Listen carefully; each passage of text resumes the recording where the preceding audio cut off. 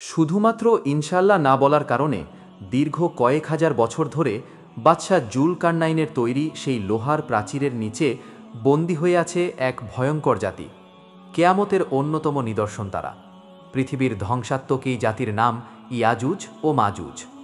আজকের ভিডিওতে আমরা জানব তারা কোথা থেকে আসবে, কবে আসবে আর কিভাবে আসবে। সাথে এটাও জানব ইয়াজুজ মাজুজ আসলে কার বংশধর, তারা কোথা থেকে এসেছে, আর মুসলমানদের সাথে তাদের শত্রুতা কেন। চলুন শুরু করি আজকের এই রহস্যময় ইতিহাস। আর কিয়ামতের অন্যতম নিদর্শন ইয়াজুজ মাজুজ। তারা যখন সেই প্রাচীর ভেঙে বেরিয়ে আসবে, তারা মাত্র 2 দিনেই পৃথিবীর সব মিঠা পানি শেষ করে ফেলবে। প্রশ্ন হচ্ছে, সেই প্রাচীরটি বর্তমানে কোন দেশে অবস্থিত? জেনে অবাক হবেন, সাম্প্রতিক কিছু বিজ্ঞানী দাবি করছেন তারা সেই প্রাচীরের অবস্থান শনাক্ত করেছেন। প্রিয় দর্শক, বাদশাহ জুলকারনাইন ছিলেন এমন একজন বাদশাহ যিনি পুরো পৃথিবীর রাজা ছিলেন। বিশ্বের প্রতিটি ধর্মের মানুষ তাকে সম্মানের চোখে দেখে। খ্রিস্টানরা তাকে সাইরাস দ্য গ্রেট বলেন, মুসলিমরা বলেন বাদশাহ জুলকারনাইন। অন্যান্য ধর্মের অনুসারীরাও ভিন্ন নামে হলেও তাকে সম্মান করে, কারণ তিনি ছিলেন ন্যায়পরায়ণ, দয়ালু আর পুরো বিশ্বের বাদশাহ। পবিত্র কুরআনে বলা হয়েছে, একবার তিনি একটি দীর্ঘ সফরে বের হন। সফরে তিনি এমন এক জায়গায় পৌঁছান যেখানে পাহাড়ি ঝর্ণার উপরে পড়ছে সূর্যের আলো। তিনি দেখতে পান লাল টুকটুকে সূর্য সমুদ্রের পানির নিচে ডুবে যাচ্ছে, মানে সূর্য অস্ত যাচ্ছে। এরপর তিনি এমন এক জাতিকে দেখলেন যাদের ভাষা তিনি বুঝতেই পারলেন না। তারা ছিল সভ্যতা থেকে অনেক দূরে, তাদেরকে নির্যাতিত ও অসহায় মনে হলো। পবিত্র কুরআনে আল্লাহ তাআলা বলেন, তারপর আমি জুলকারনাইনকে বললাম, তুমি চাইলে তাদের শাস্তি দাও আর না চাইলে তাদের সাথে ভালো আচরণ করো। এই কথার মানে হচ্ছে, ওই জাতি জুলকারনাইনের কাছে আশ্রয় চাইছে। যদি তিনি তাদেরকে ফিরিয়ে দেন তাহলে সেটা শাস্তিরই নামান্তর। কিন্তু জুলকারনাইন ছিলেন ন্যায়পরায়ণ। তার কোমল হৃদয় কষ্টের মানুষের প্রতি সদয় ছিলেন। তিনি কখনোই অসহায়দের দুঃখ উপেক্ষা করতেন না। আল্লাহ তার অন্তরের রহমতের দরজা খুলে দিলেন। ওই জাতি এসে অভিযোগ করল, হে বাদশাহ, ইয়াজুজ মাজুজ নামে এক ভয়ঙ্কর জাতি আমাদের কষ্ট দিচ্ছে। আপনি যদি আমাদের জন্য তাদের আর আমাদের মাঝে একটা শক্ত প্রাচীর তৈরি করে দেন, তাহলে আমরা অন্তত শান্তিতে থাকতে পারব। বাদশাহ জুলকারনাইন দেখলেন এই গোটা জাতি ভীত সন্ত্রস্ত, তাদের জীবন সংকটে। কারণ এই ইয়াজুজ মাজুজ যখনই আক্রমণ করত, তারা শুধু হত্যা করত না, তারা পুরো কাবিলার সম্পদ লুট করে নিয়ে যেত, শিশু ও মহিলাদের ধরে নিয়ে যেত আর তাদেরকে গোলাম বানিয়ে রাখত। এই নির্যাতিত জাতির বসবাস ছিল এক ভয়ঙ্কর পাহাড়ের ভিতর। পাহাড়ি গুহা আর গিরিপথ পেরিয়ে তবেই সেখানে পৌঁছাতে হতো। সেই পাহাড়ে প্রবেশের ছিল মাত্র একটি পথ। ইতিহাস থেকে জানা যায়, এই পাহাড়টি পৃথিবীর অন্যতম বৃহৎ পাহাড় ছিল। আপনি চাইলে একে বর্তমানের মাউন্ট এভারেস্টের সাথে তুলনা করতে পারেন, বা বলা যায় এটা ছিল তার থেকেও বড়। তো এই অত্যাচারে অতিষ্ঠ জাতি বাদশাহ জুলকারনাইনের সামনে হাজির হলো, ইয়াজুজ মাজুজের হাত থেকে রক্ষা পেতে। হে বাদশাহ, আমরা আমাদের সমস্ত অর্জিত সম্পদ আপনাকে দিতে রাজি।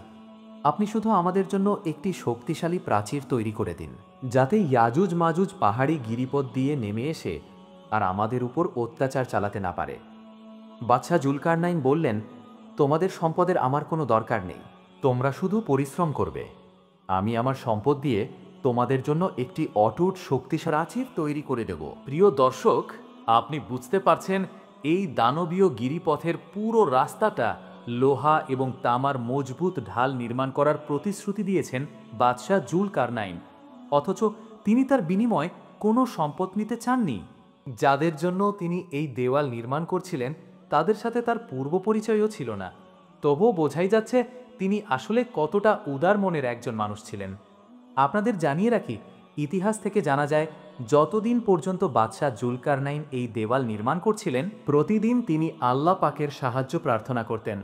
প্রতিনিয়ত তিনি সালাতে, বিছানায়, মোনাজাতে হাত তুলে আল্লাহর সাহায্য চাইতেন, যেন এই প্রাচীর নির্মাণ শেষ না হওয়া পর্যন্ত ইয়াজুজ মাজুজ পাহাড় থেকে বের হতে না পারে।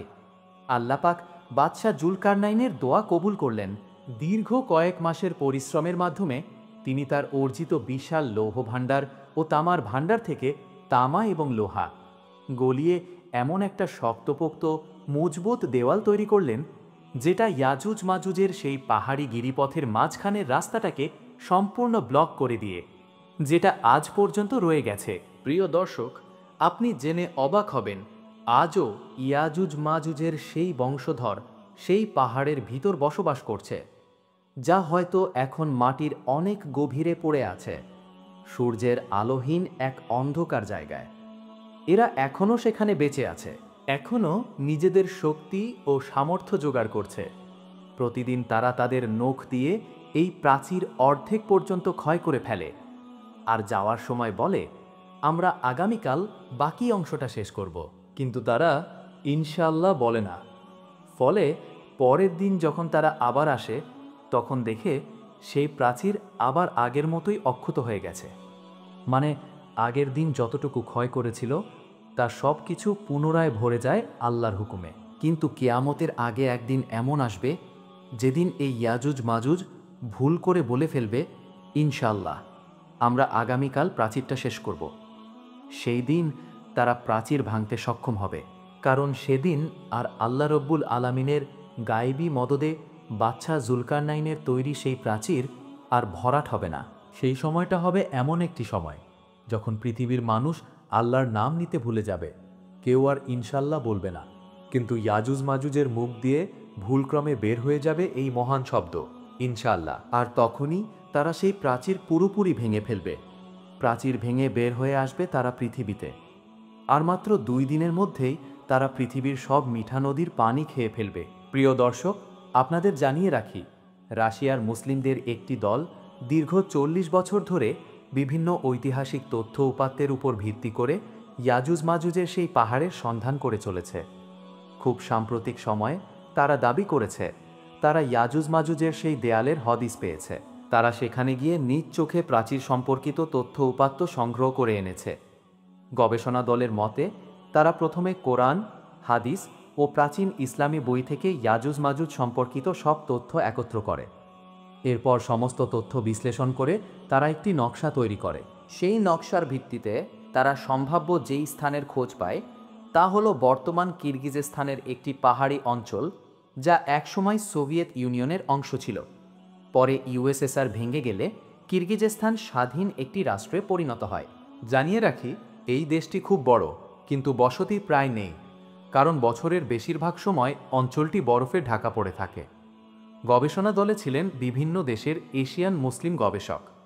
তারা 4 মাসের দীর্ঘ ভ্রমণ করে বরফঝড়, দুর্যোগপূর্ণ আবহাওয়া এবং বিপদসংকুল পথ পেরিয়ে নির্ধারিত স্থানে পৌঁছে যান। পাহাড়ের বরফের পথ দিয়ে যেতে যেতে তারা এমন একটি পথের সন্ধান পান, যেটা দেখে বোঝা যায় এটি মানুষের তৈরি এবং অনুমান করা হয় প্রায় 4-5 হাজার বছর আগে নির্মিত। সেই গিরিপথ ধরে যেতে যেতে তারা অনেক লোহার খণ্ড, তামা গলানোর প্রাচীন যন্ত্রপাতি দেখতে পান, যা তাদের ধারণাকে আরও শক্তি করে।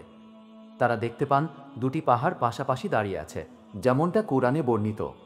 আর সেই 2 পাহাড়ের মাঝখানে যে লোহা ও তামা দিয়ে দেয়ালের কথা বলা হয়েছে, গবেষকদের মতে তা এখন কয়েকশো মিটার বরফের নিচে চাপা পড়ে আছে এবং এলাকা এতটাই দূরবর্তী ও জনমানবহীন, যেখানে কোনো মানুষ নেই, গাড়ি নেই, প্রাণী নেই, কোনো ধরনের যানবাহন পর্যন্ত পৌঁছাতে পারে না।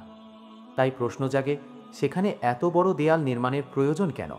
সেখানে মানুষের প্রবেশ না থাকলেও পাহাড়ের নিচে এমন এক জাতি আছে যাদের জন্যই এই প্রাচীর নির্মিত হয়েছিল। এই গবেষণা দলটি হেলিকপ্টার ব্যবহার করে সেই স্থানে পৌঁছায়। তাদের কয়েক সপ্তাহের গবেষণার এক পর্যায়ে তারা নির্দিষ্ট স্থানে হেলিকপ্টার ল্যান্ড করায়। তারপর মেটাল ডিটেক্টর দিয়ে পরীক্ষা করে তাৎক্ষণিকভাবে একটি সিগন্যাল পায়, অর্থাৎ বরফের গভীরে হাজার বছরের পুরনো লোহা ও তামার প্রাচীরের অস্তিত্ব রয়েছে। তবে গবেষণা এখনও চলমান। তারা সবকিছু প্রকাশ করেনি, সম্ভবত মানুষের হাস্যরস, অবিশ্বাসের ভয়ে। কিন্তু এতে কোনো সন্দেহ নেই, পবিত্র কুরআনের ভবিষ্যবাণী কখনো ভুল হতে পারে না। কোনো সন্দেহ নেই, কিয়ামতের আগে সেই সত্য প্রকাশ পাবে, আর ইয়াজুজ মাজুজ একদিন পৃথিবীর বুকে ছড়িয়ে পড়বেই।